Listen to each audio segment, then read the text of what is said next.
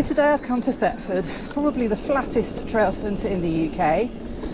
It's probably the furthest east trail centre that I've been to, and it was the only place in the country that looked like the weather might be okay. So here I am. Now it's half term and the place is heaving with children, obviously, because it's half term. So I don't know how successful this ride will be. Let's see how we go. So this is the blue trail. It's called the Beta Trail. The subsections of single track. A lot of it is this sort of fire road stuff.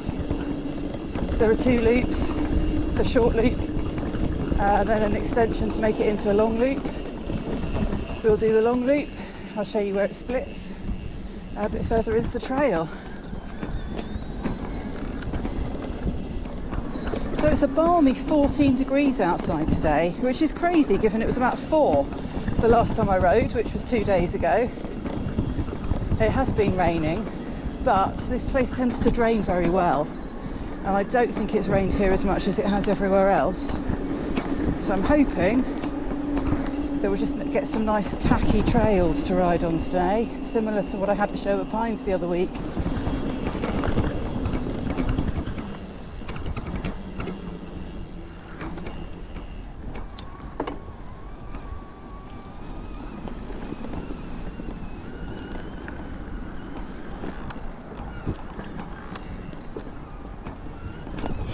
And the cars are still coming in their droves. It's really busy at the car park today. I got here just before 11:30 and it was as busy as it is on a summer's day or summer's weekend even.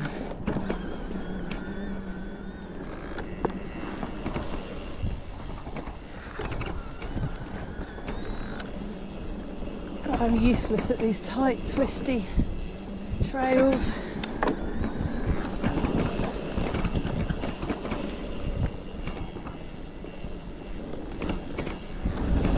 I've always said mountain biking is my Prozac, and it absolutely is. Personally, I think there's nothing better than being out in the forest. And I also love seeing how the forest changes through the year. So I often come here in the summer, and it's all lush and green. I've been here for my birthday a couple of times in November. I think we came a couple of years ago in early March. But it's just really interesting to see how the forest changes, how the trees change, how the plants and things all grow and change over time. And also they do forestry work here. You'll come back another time and find they've chopped half the trees down. And that completely changes how a trail feels. So this point here, we've just passed that sign. So this point is where, if you do the long loop, you rejoin the blue trail.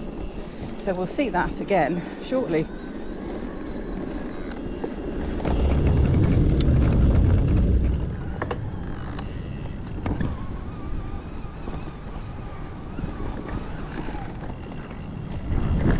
So a little feature they've put in the blue, these little rocky things. Roll straight over them. Quite nice that they've added that to the blue trail though. Often those things are reserved for reds. I don't know if you can hear that rumbling, but we're very, very close to an RAF base here, and I often see the planes flying over. I can certainly hear them, or hear something rumbling up above me. Can't see anything at the moment though.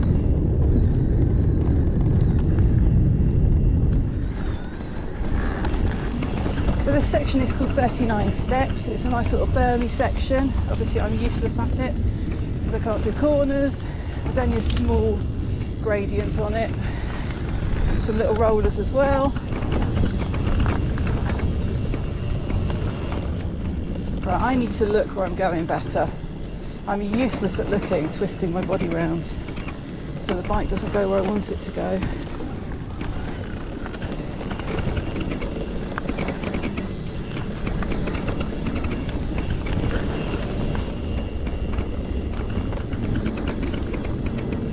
Anyway, we'll be coming back to do that section again in a bit. And you can still hear the planes. Hopefully we'll get to see some at some point.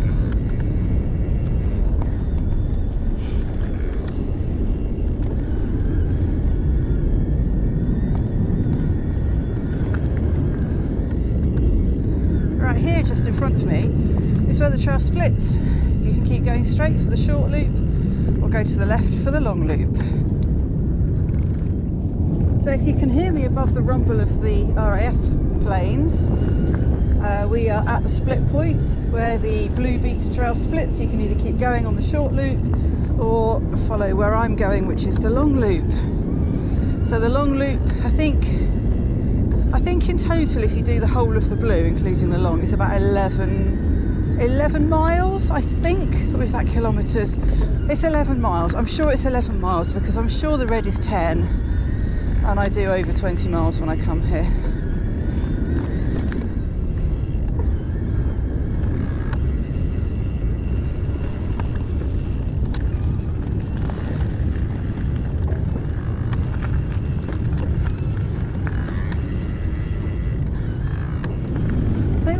One random tree, I don't know if you can see out to my left there, but it's all fenced off and they've chopped all of the trees down apart from one.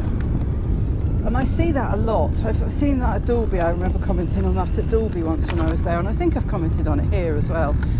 But why do they leave one tree? Why? If you know, please tell me. And there it is through there. You can see.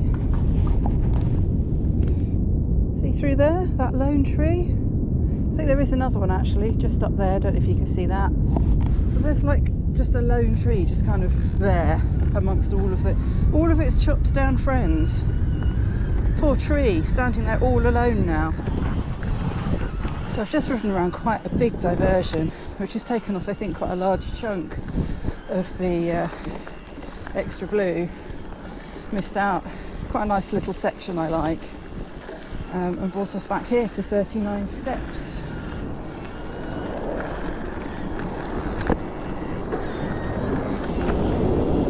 Which means, of course, that we won't have ridden the split section again, where we rode past that earlier. Missed that bit out because of the diversion.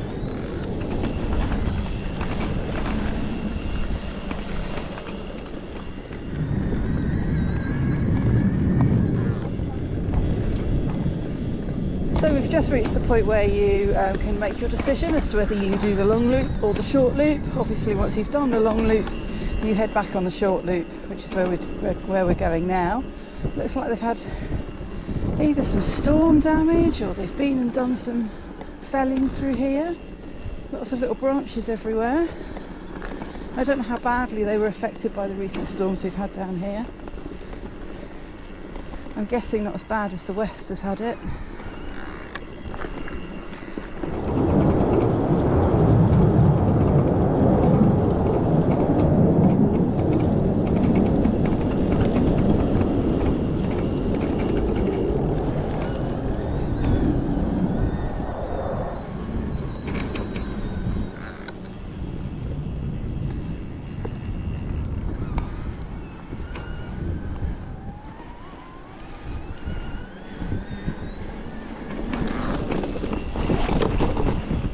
This is the start of the red. You have to go over that little rock hump thing. You can get around it if you want. And the red really isn't that much different to the Blue. It's just a few more of those rocky things thrown in. And I guess it's a little bit more elevation in places.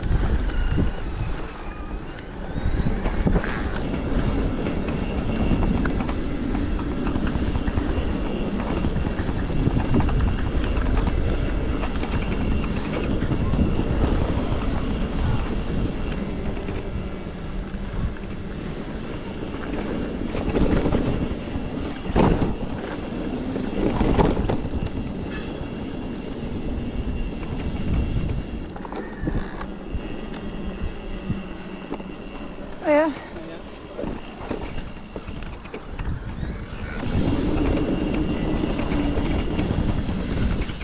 Need a bit of speed there, just to jump that.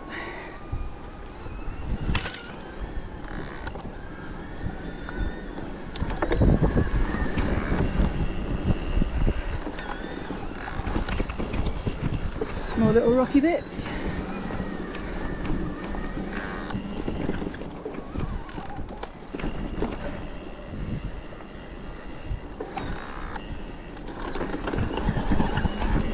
So So this bit's called Helter Skelter. So it's just another smooth, bermy bit through the trees.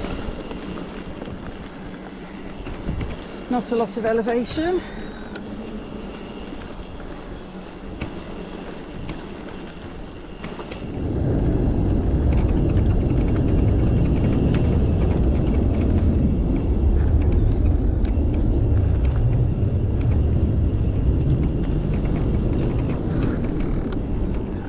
Another little rock thing.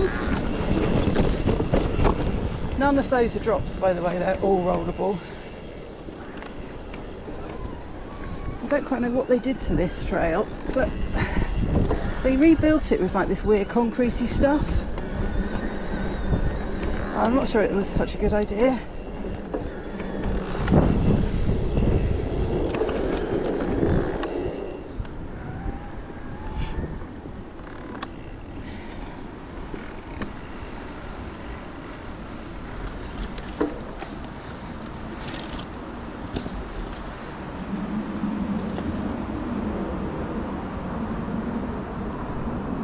Yes, they're getting up the other side I don't like.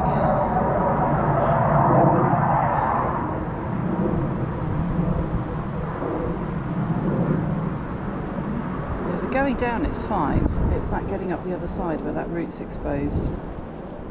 Obviously all I need to do is pedal.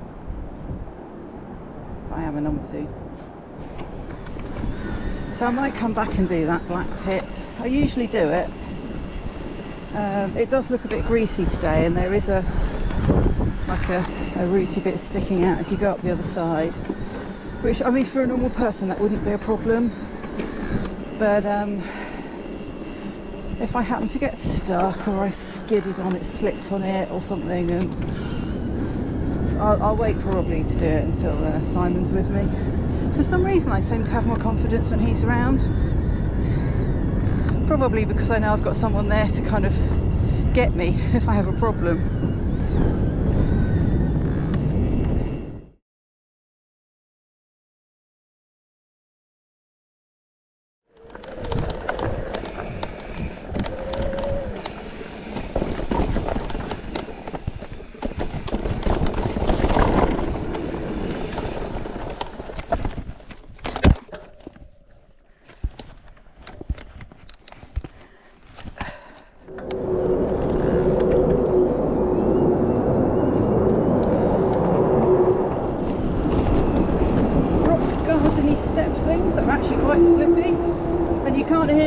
Traffic and the RAF noise.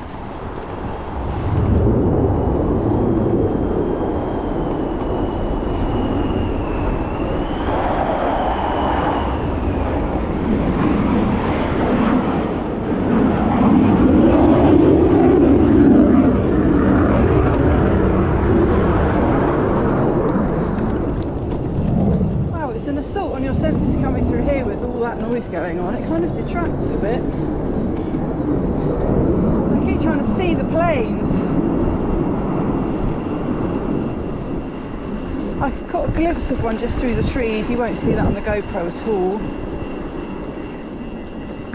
It's very loud here today. So this is the beast. The best bit of trail here. Probably only bit of actual genuine red, and you do need to be careful because these sniper routes are wet and slippy today.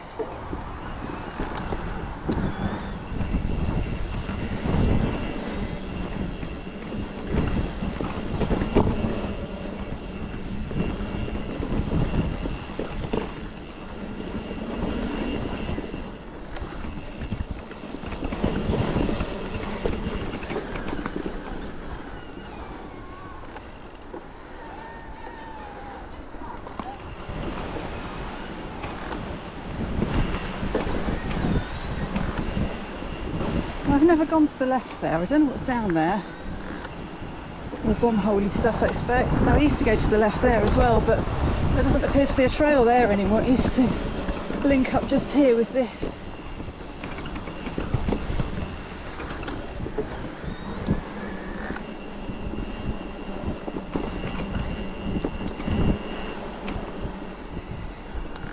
Right, so this is the alternate beast. I don't know how well maintained this is and how well ridden it is. So let's go down it. It's very similar to the beast. In fact, it meets up with it part way down.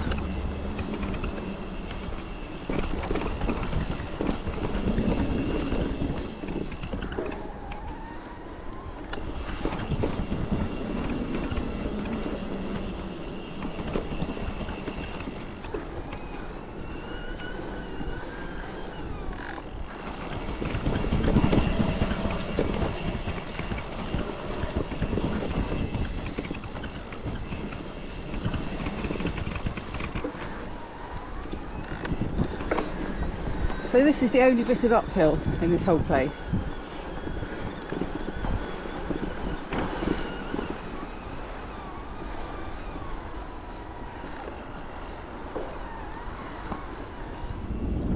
So at the top of that little short bit of climbing, you get to this trail, which in a minute will turn into what they call the downhill. Exciting, huh? Yeah, here we go. This is called the downhill.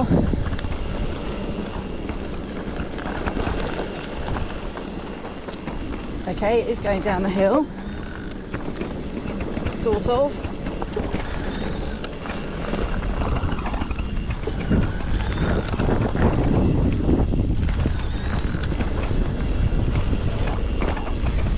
A bit more gradient here.